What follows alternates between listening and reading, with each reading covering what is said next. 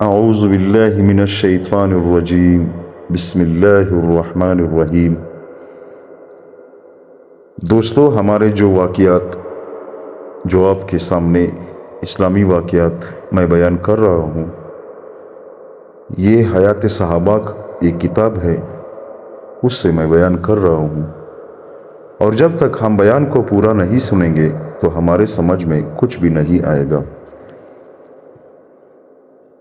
حضرت مکحول رحمۃ اللہ علیہ کہتے ہیں کہ ایک بہت بوڑھا آدمی جس کی دونوں بویں اس کی آنکھوں پر آ پڑی تھی، اس نے عرض کیا، یا رسول اللہ، ایک ایسا آدمی جس نے بہت بدعہدی اور بدکاری اور اپنی ناجائز ہر خواہش پوری کی، اور اس کے گناہ اتنے زیادہ ہیں کہ اگر تمام زمین والوں میں تقسیم کر دیے جائے تو سب کو ہلاک کر دیں، تو کیا اس کے لیے توبے کی کوئی گنجائش ہے؟ نبی کریم صلی اللہ علیہ وآلہ وسلم نے فرمایا، کیا تم مسلمان ہو چکے ہو؟ اس نے کہا، جی ہاں،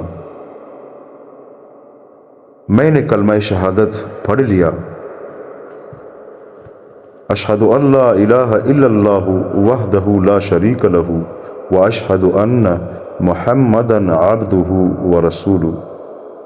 حضور صلی اللہ علیہ وآلہ وسلم نے فرمایا، جب تک تم ایسے کلمہ شہادت پڑھتے رہو گے، اللہ تعالیٰ تمہاری تمام بدعہدیاں اور بدکاریاں معاف کرتے رہیں گے اور تمہاری برائیوں کو نیکیوں سے بدلتے رہیں گے۔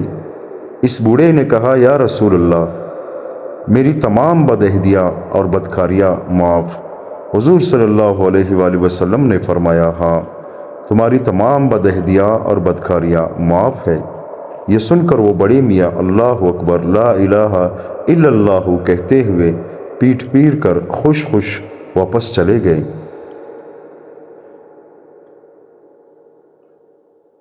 حضرت ابو قروہ رضی اللہ تعالیٰ عنہ فرماتے ہیں کہ میں نے حضور نبی کریم صلی اللہ علیہ وآلہ وسلم کی خدمت میں حاضر ہو کر عرض کیا، یا رسول اللہ، آپ ذرا یہ بتائے کہ ایک آدمی نے سارے گناہ کیے ہیں، کوئی چھوٹا بڑا گناہ نہیں چھوڑا، کیا اس کی توبہ قبول ہو سکتی ہے؟ حضور صلی اللہ علیہ وآلہ وسلم نے فرمایا، کیا تم مسلمان ہو گئے ہو؟ میں نے کہا، جی ہاں۔ حضور نے فرمایا، اب نیکیاں کرتے رہو اور برے کام چھوڑ دو، تو اللہ تعالیٰ تمہارے تمام گناہوں کو نیکیاں بنا دیں گے۔ میں نے کہا، میری تمام بدعہدیاں اور بدکاریاں بھی معاف ہو جائیں گی؟ حضور صلی اللہ علیہ وآلہ وسلم نے فرمایا، ہاں۔ اس پر حضرت ابو قروہ چل پڑے اور حضور صلی اللہ علیہ وآلہ وسلم کی نگاہوں سے اوجھل ہونے تک اللہ اکبر کہتے رہے۔ حضرت ابو ہریرہ رضی اللہ تعالیٰ عنہ فرماتے ہیں کہ ایک عورت میرے پاس آئی اور اس نے مجھ سے کہا، کیا میری توبہ قبول ہو سکتی ہے؟ میں نے کہا، زنا کیا تھا جس سے میرے ہاں بچہ پیدا ہوا، پھر میں نے اس بچے کو قتل کر ڈالا۔ میں نے کہا، نہیں، تم نے دو بڑے گناہ کیے ہیں، اس لیے نہ تو تمہاری آنکھ کبھی ٹھنڈی ہو اور نہ تجھے شرافت و کرامت کبھی حاصل ہو۔ اس پر وہ عورت افسوس کرتی ہوئی اٹھ کر چلی گئی۔ پھر میں نے حضور صلی اللہ علیہ وآلہ وسلم کے ساتھ فجر کی نماز پڑھی، اور اس عورت نے جو کچھ کہا تھا اور میں نے اسے جو جواب دیا تھا وہ سب حضور صلی اللہ علیہ وآلہ وسلم کو بتایا۔ نبی کریم صلی اللہ علیہ وآلہ وسلم نے فرمایا، تم نے اسے برا جواب دیا، کیا تمہیں یہ آیاتیں والذین لا یدعون مع اللہ الہا آخر سے لے کر الا من تاب آخر آیات تک نہیں پڑھی؟ جس کا ترجمہ ہے، اور جو کہ اللہ تعالیٰ کے ساتھ کسی اور معبود کی پرستش نہیں کرتے، اور جس شخص کے قتل کرنے کو اللہ نے حرام فرمایا ہے اس کو قتل نہیں کرتے، ہاں مگر حق پر، اور وہ زنا نہیں کرتے، اور جو شخص ایسے کام کرے گا تو سزا سے اس کو سابقہ پڑے گا کہ قیامت کے روز اس کا عذاب بڑھتا چلا جائے گا اور وہ اس عذاب میں ہمیشہ ہمیشہ ذلیل و خوار ہو کر رہے گا۔ مگر جو شرک و معاصی سے توبہ کر لے اور ایمان بھی لے آئے اور نیک کام کرتا رہے تو اللہ تعالیٰ ایسے لوگوں کے گزشتہ گناہوں کی جگہ نیکیاں عنایت فرمائے گا، اور اللہ تعالیٰ غفور الرحیم ہے۔ پھر میں نے یہ آیتیں اس عورت کو پڑھ کر سنائی۔ اس نے کہا، تمام تعریفیں اس اللہ کے لیے ہے جس نے میری خلاصی کی صورت بنائی دی۔ ابن جریر کی ایک روایت میں ہے کہ وہ افسوس کرتے ہوئے ان کے پاس سے چلی گئی اور وہ کہہ رہی تھی، ہائے افسوس، کیا یہ حسن جہنم کے لیے پیدا کیا گیا ہے؟ اس روایت میں آگے یہ ہے کہ حضور صلی اللہ علیہ وآلہ وسلم کے پاس سے حضرت ابو ہریرہ رضی اللہ تعالیٰ عنہ واپس آئے اور انہوں نے مدینہ کے تمام محلوں اور گھروں میں اس عورت کو ڈھونڈنا شروع کیا۔ اسے بہت ڈھونڈا لیکن وہ عورت کہیں نہ ملی۔ اگلی رات کو وہ خود حضرت ابو ہریرہ کے پاس آئی تو حضور صلی اللہ علیہ وسلم نے جو فرمایا تھا وہ حضرت ابو ہریرہ نے اسے بتایا۔ وہ فوراً سجدے میں گر گئی اور کہنے لگی، تمام تعریفیں اس اللہ کے لیے ہے جس نے میرے لیے خلاصی کی صورت بنا دی اور جو گناہ مجھ سے سرزد ہو گیا تھا اس سے توبے کا راستہ بنا دیا۔ اور اس عورت نے اپنی ایک باندی اور اس کی بیٹی آزاد کی اور اللہ کے سامنے سچی توبہ کی۔ حضرت تمیم داری رضی اللہ تعالیٰ عنہ کے غلام حضرت ابو الحسن رحمۃ اللہ علیہ کہتے ہیں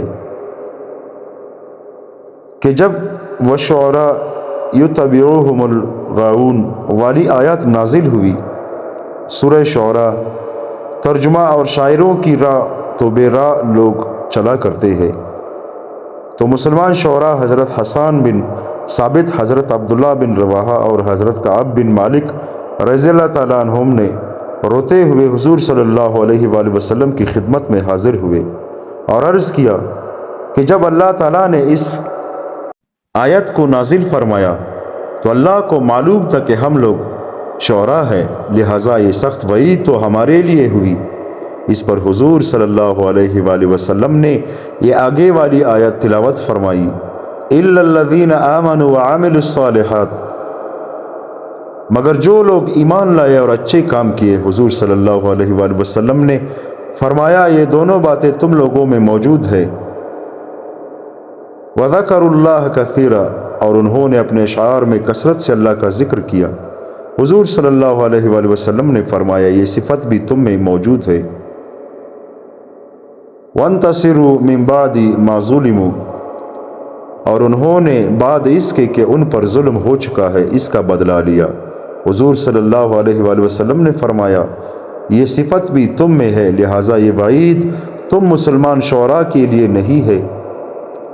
حضرت عطا بن صائب رحمۃ اللہ علیہ کہتے ہیں کہ سب سے پہلے دن جو میں نے حضرت عبد الرحمن بن ابی لیلہ رضی اللہ تعالیٰ عنہ کو دیکھا، اس کی صورت یہ ہوئی کہ میں نے دیکھا کہ ایک گدھے پر ایک بڑے میاں ایک جنازے کے پیچھے پیچھے جا رہے ہیں،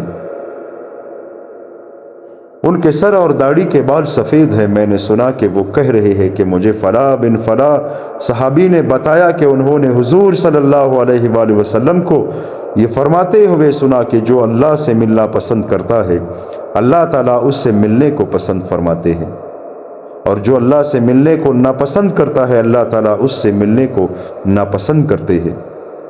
یہ سن کر سب لوگ رونے لگے۔ انہوں نے پوچھا کہ آپ لوگ کیوں رو رہے ہو؟ لوگوں نے کہا، ہم سب ہی اللہ سے ملنے یعنی موت کو ناپسند کرتے ہیں۔ انہوں نے فرمایا، حضور صلی اللہ علیہ وآلہ وسلم کے فرمان کا مطلب یہ نہیں ہے، بلکہ انسان کے مرنے کا وقت جب قریب آتا ہے تو اللہ تعالیٰ کا فرمان ہے، فَأَمَّا إِنْ كَانَ مِنَ الْمُقَرَّبِينَ فَرُوحٌ وَرِيحَانٌ وَجَنَّاتُ النَّعِيمِ، پھر جب قیامت واقع ہوگی تو جو شخص مقربین میں سے ہوگا اس کے لیے تو راحت ہے اور فراغت کی غذائیں ہیں اور آرام کی جنت ہے۔